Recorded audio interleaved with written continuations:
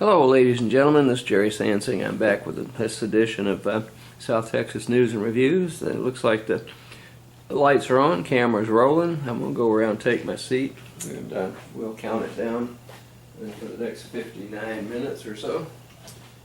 Like I say, this is a one-man show. I go around here with my timer and a cup of coffee here. No, I'm not a coffee drinker. This is water.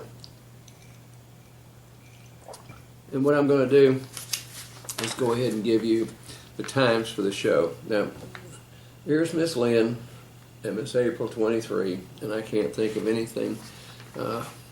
They're three very, very precious women in my life, and that was my mother and my Lynn and April 23. Three very, very precious women. And you know, guys, the sooner you find out that there's nothing in this world any more precious than a woman, a good woman, and you know, why would you mistreat a woman? That's been, you know, the violence and so forth around here has been a big topic for a while. And I'm going to do this before I give you the times for the show. It just makes me want to vomit when I think that a man out there is so macho that he will go ahead and beat up a woman or a child or whatever. You know, I mean, where are you people coming from? You're aliens, okay?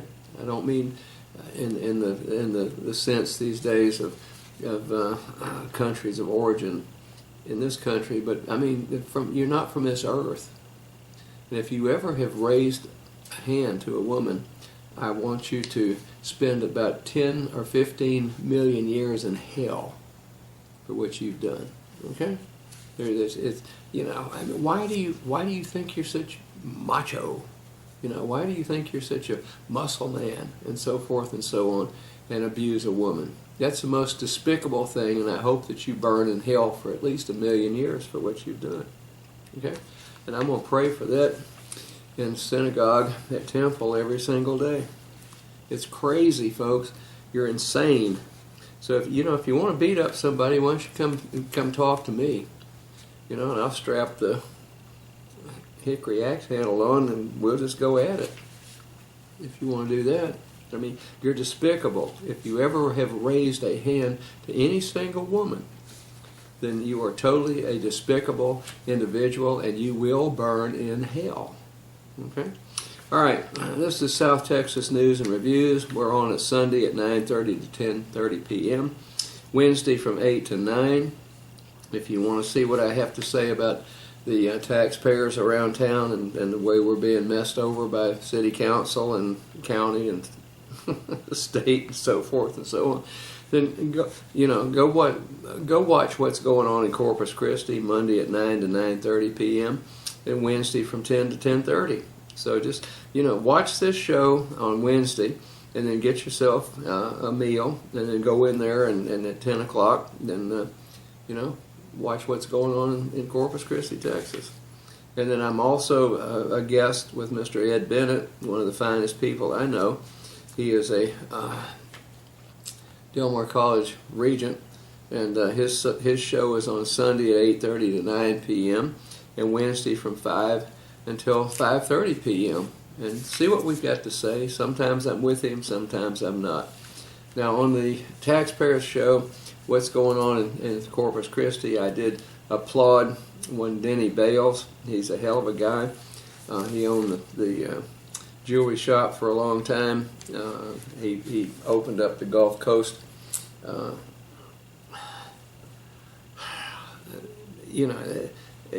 the Gulf Coast Humane Society. And I can't say enough about you, Mr. Bales. I've met you, I think, once or twice, just in passing. But, here you are helping dogs, cats, guinea pigs, horses, and the whole 9 yards. And, I know you've retired from your jewelry store business, which I participated with. But, I can't thank you enough for what you do for the destitute animals around this place. I'm a sucker for, number one, women, as I just said.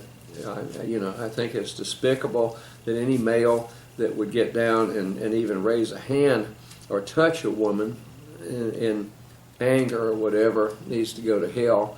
But I also have a great propensity as a biologist for many years for the the cats and dogs and stuff, the strays around here, and the horses and so forth. So thank you, Mr. Bales. I appreciate you very much. Now, another thing I'm going to discuss in the next hour, let's see, that was Sunday, June 11th, that's today. It says 3 things your student loan server might not tell you.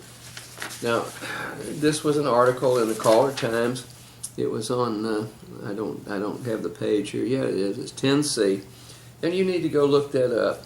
They've got a student, and I think it looks like UT up here, and it talks about student loans. Now, I've got a sister, only one, 7 years younger than I am, or I'll call her Jenny, okay? And I talked to her today about things that we need to do in New Braunfels, Texas, and, with my dad's estate and so forth and so on. And, we've had some go-arounds with with probates and everything else under the sun. It's been unbelievable. I didn't think I'd have a legal education at this level, okay? Now, Jenny was a school teacher for a long time with the Comal County people up there. That's New Braunfels. And she told me, she said, I'm very, very saddened by the fact that student loans are killing people when they come out of school. So please go into the business section of the Caller Times on Sunday, today, June 11th, and look up those 3 things your student loan server might tell you. Okay?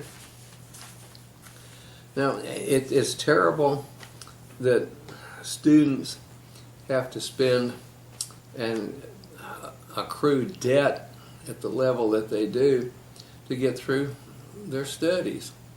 I mean, if you look at what it takes to get an MD or a PhD or any advanced degree these days, a BBA, CPA, and so forth, the cost of that is horrendous.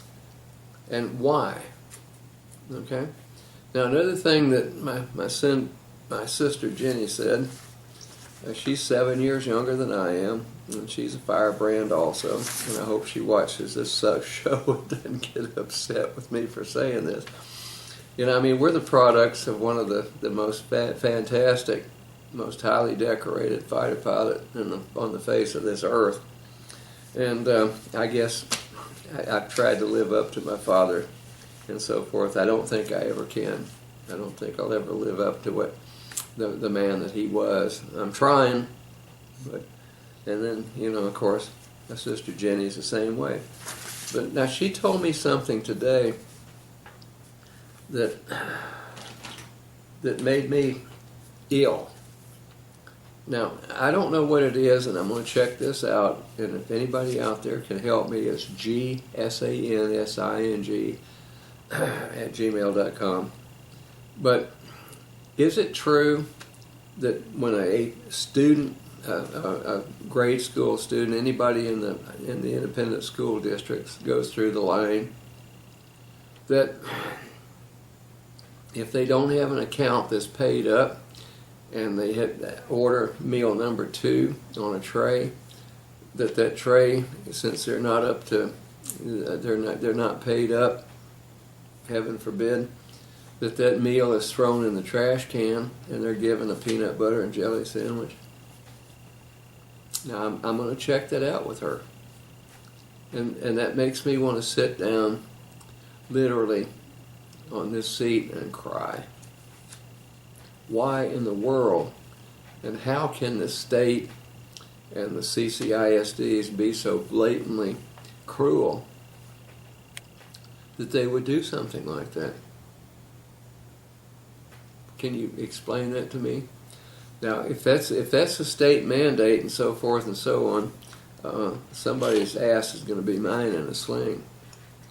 There's nothing in this world that is any more important than no matter what the background of the person coming into this country is, and I think we need to restrict that for safety issues.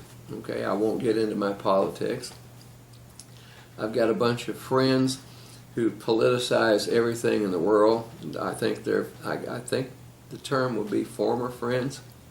Okay, now for the greater good, and when they start talking about Washington Coles, Hillcrest, Donna Park, and so forth, and they start talking about environmental racism, and then I see this I don't know, it's the LG whatever it is these days that's been on TV.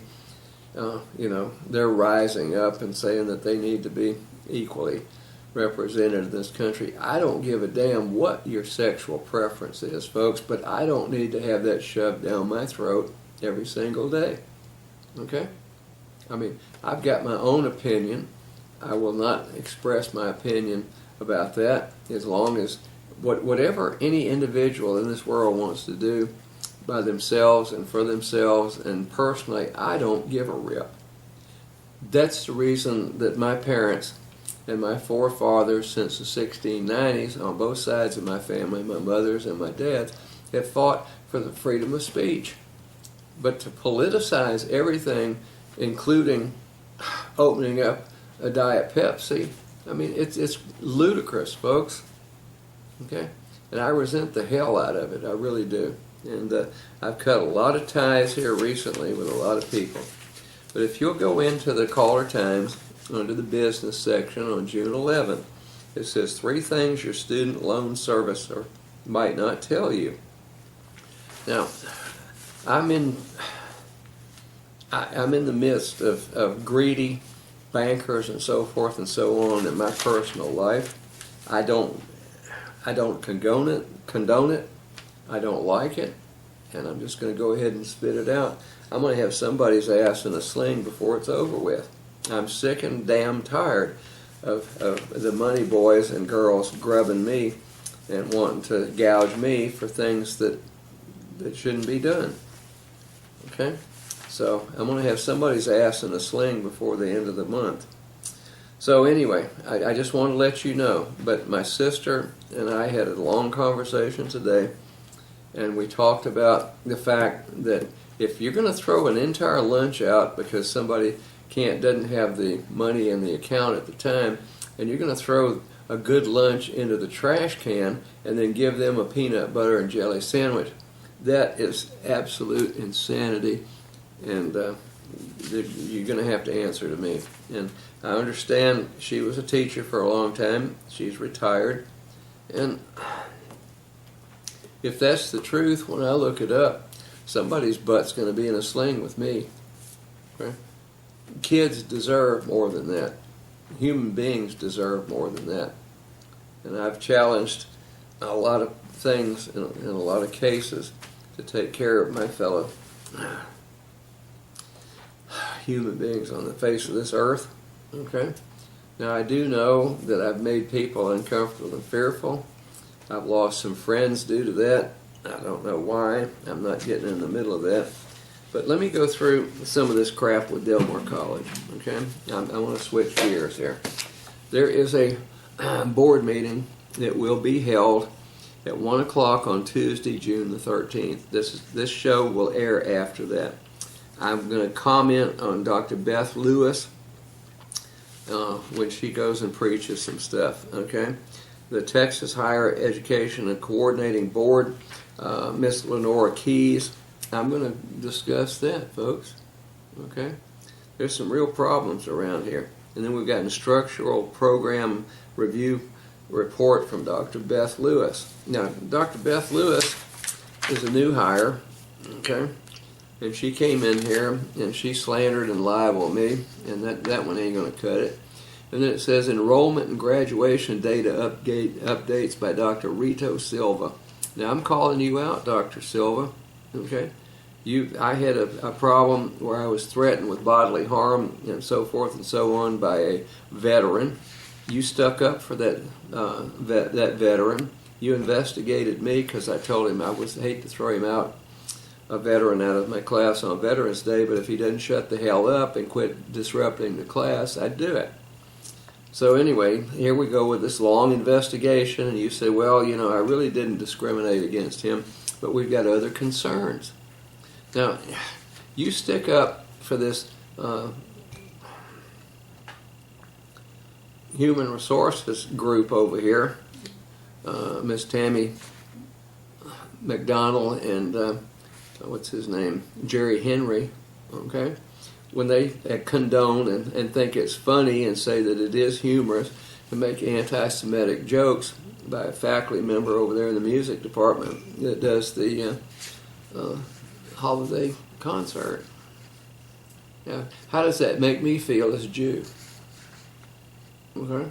So anti-Semitic remarks are okay, and then when I'm threatened by a student and says that I want to have my dysfunctional veteran brothers and sisters go over there and fix Sansing up, and I don't want him in my class the next year, then you know, here's Dr. Beth Lewis over there saying that I put the college at jeopardy with that.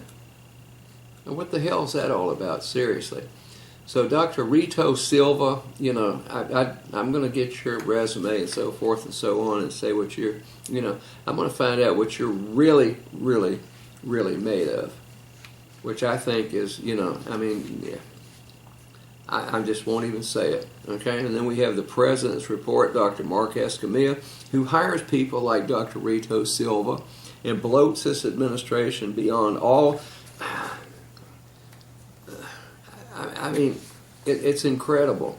And why do we get people like, you know, this new provost and dean, okay, Beth Lewis, out of College of the Mainland up there, and she gets herself in her butt in a crack up there, and then she winds up at Del Mar College. Where do you find these people, Dr. Escamilla?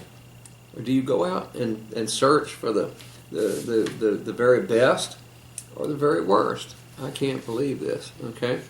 And then we've got Miss Claudia Jackson over here, who's our PR person, public relations, and she goes on TV and claims that we've got 50,133 enrollments, trying to, you know, trying to support that Southside campus, which is, yeah, I mean, that's the worst thing I've ever seen in my life. I know I'm a basic dumb butt, but you know, at least I know which side of the, you know, what time the sun rises and what time the sun sets. I'm being a butt tonight, folks, and I want to do that. I've had enough of this stuff, okay? And then we go over there and spend all these hours with Mr. Trey McCampbell as the chair of the Board of Regents and so forth and so on, and they're going to go ahead and just blow a bunch of smoke up your nose, and they're not going to do anything. They'll throw Mr. Gordy out. He's going to go there and have a talk, and you know, he's vice president of my group, the Taxpayers Association, Corpus Christi Taxpayers Association, and then we're going to have a closed session. We always go into closed sessions so we can consultation with legal counsel. Now, as far as I'm concerned, we've got one of the worst legal counsels as a in-house counsel that we could have at Del Mar College. The only thing that could be worse would be Mark Skirka or Carlos Valdez. Okay, and then we're spending thousands and thousands of dollars on outside attorneys to bail these people out. And I'm just being honest with you. But here we go. This is going to happen at this next meeting next week. And it's going to happen before I have a chance to talk to you. This will be after that, but I'm going to give you the results. Okay?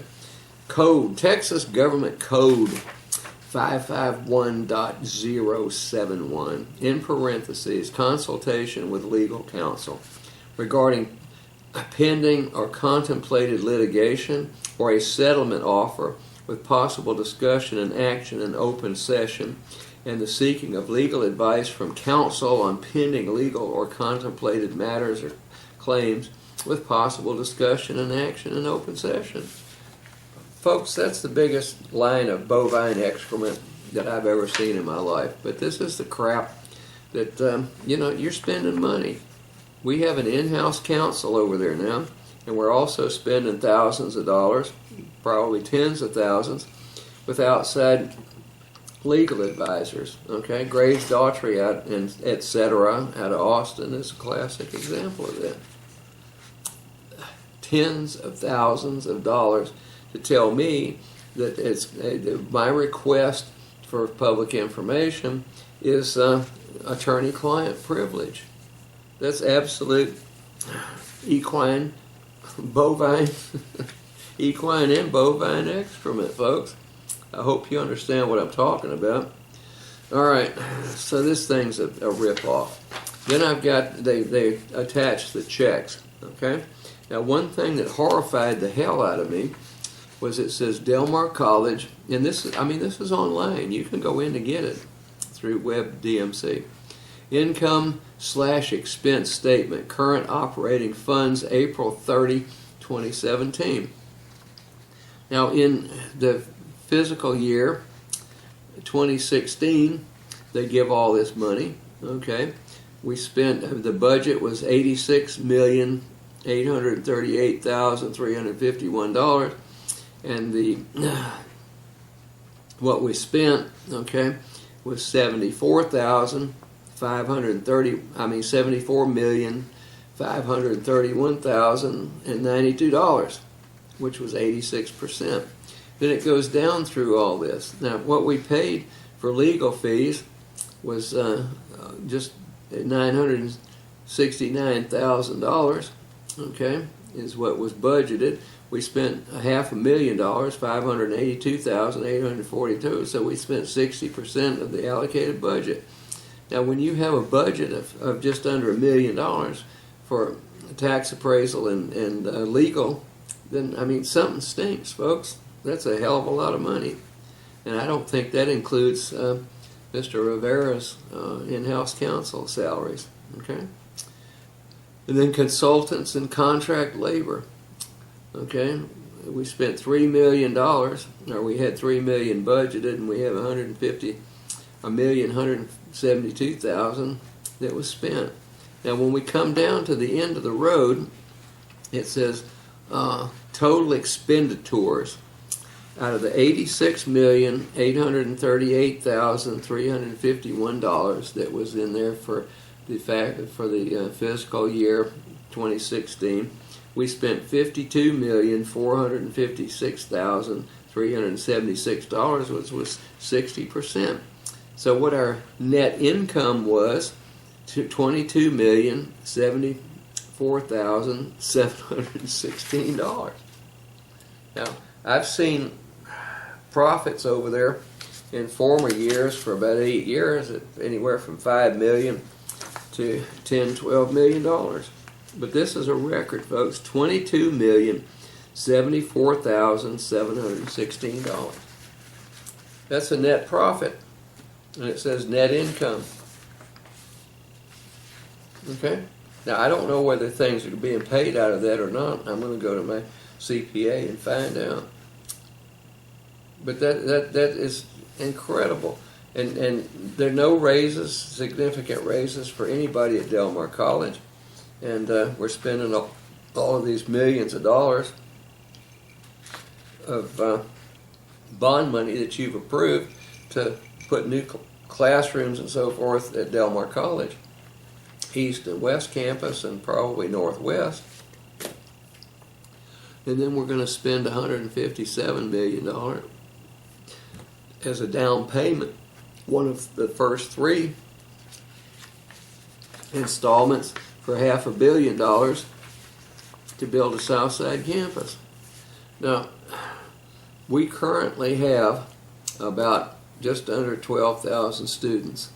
20% of those are dual credit high school students. Now, this is a new thing that we've done. We're counting all these people from Butte, Montana, to Phoenix, Arizona, to Auburn, Alabama, and so forth and so on that are taking classes at Del Mar College. They never go to campus. And, we've got the 3 campuses. And then we've got this person who's our public relations person who says on public television and trying to, she got her self pinned back with this one. Thank you, Rick Spurl at Channel 6. But we have 50,133 enrollments, and we want to, profess that we're going to go ahead and have a campus on South Side on 96 acres of swampland, okay, for $500 million. Now, if you add that 20,000 students to the 12,000 students we've got on East, West, and Northwest Center now, including the 20% that never come to class, which are dual credit students, then with a population of about 350,000 people, that's about 10%, folks. So 10% of the population of Corpus Christi, Texas, is going to be attending Del Mar College. You got to be kidding me. Okay, so we've got and according to their own numbers published here for April 30th, 2017, fiscal year 2016, we had the budget of $86,383,351, and we've spent that year $52,456.37. So we've got a net income, as they call it. It's a profit of $22,074,716. This is their own numbers. It's right here. You can print it off online. Unbelievable. Okay? And we can't give anybody any raises or anything else. Now I'm going to go through some of these checks. Okay? Now it's my understanding that the coordinating architect, WKMC Architects, was not a part of Del Mar College and so forth with all this billions of dollars and millions and so forth. But that they were out of it. Okay? And I don't know why we keep paying them. So here's what I've got. Here's the Del Mar College financial record check over $10,000, disbursements for April 1st through April 30th of this year. First check on April the 4th, Cleary Zimmerman Engineering's LLC, $26,730 consultants for the central plant improvement. Okay, well, if they'd taken care of the central plant, we wouldn't have that problem. Mako Contracting LLC, $49,300 contractors.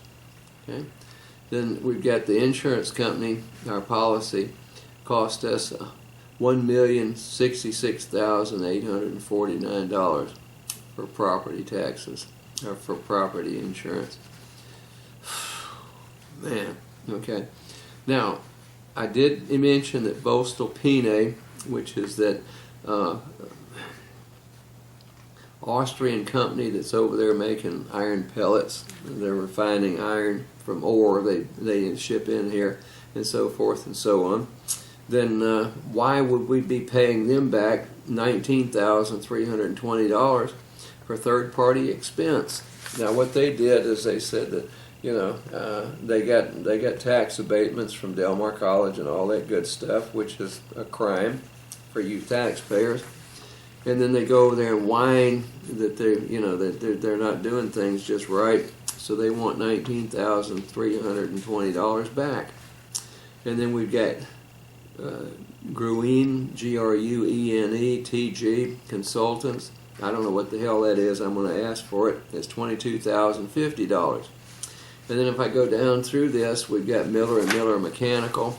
That's an AC company. I know the owner of that personally. I've done some business with him, so I'm not going to fault that until I find out what's going on. And then we got $86,360.58, which is GCA Services. That's that incompetent, totally bogus custodial service. Now, I've got one of the best people in the world as a custodian in my building. I feel sorry for him because he'll never get a raise. He'll never get a full-time job. They're part-timers and so forth. Then we've got Bill Wilson of WKMC Architects. Architectural fees. He was our consulting architect for a while. And he's supposed to be gone, but here's the first of the checks. I'm going to go through these things, folks. Now, bear with me, please. $10,792.15. Okay? Then we've got, again, that was on the 13th of April, 18th of